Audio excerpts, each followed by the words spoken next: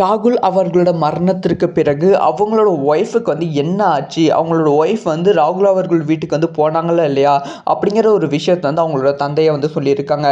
அதாவது ராகுல் அவர்களோட அவங்க ஒய்ஃப் வந்து அவங்களோட குடும்பத்தை, அதாவது அவங்களோட தந்தை தாய் மீது வந்து பல குற்றச்சாட்டு வந்து சொல்லியிருந்தாங்க. நிறைய கொடுமைப்படுத்தினாங்க.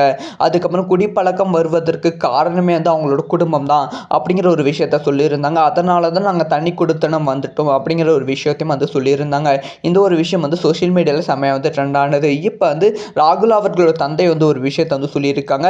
அந்த பொண்ணு மீது வந்து நாங்கள் பெரிய மரியாதையை வந்து வச்சுருந்தோம். அந்த பொண்ணை வந்து ராகுல் இறந்துட்ட அப்புறமா நாங்கள் அன்னைக்கு மத்தியானமே போய் கூப்பிட்டு வரலாம் அப்படிங்கிற பிளான், எங்கள் வீட்டுக்கு கூப்பிட்டு வந்துடலாம் அப்படிங்கிற பிளான்லாம் வந்து இருந்தோம். ஆனால் வந்து அந்த பொண்ணு வந்து திடீர்னு வந்து மீடியாவில் வந்து இந்த மாதிரி வந்து பேட்டி வந்து கொடுத்தாங்க.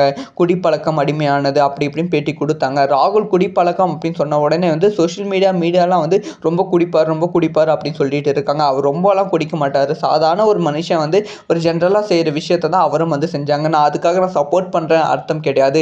என் மகன் இந்த மாதிரி செஞ்சதுக்கு நீங்கள் சோஷியல் மீடியாவில் வந்து ரொம்ப தப்பாக வந்து போர்ட்ரேட் பண்ணுறீங்க. அதனால தான் வந்து அவங்கள நான் கூப்பிட்டு போல இருந்த பிளானை வந்து நாங்கள் வந்து அமைதியாக ஸ்டாப் பண்ணிட்டோம். அதனால தான் நாங்கள் வந்து அவங்களோட ஒய்ஃப் வந்து கூப்பிட போகல, அந்த பொண்ணை கூப்பிட போகல அப்படிங்கிற விஷயத்தை வந்து அவங்களோட தந்தை வந்து சொல்லியிருக்காங்க.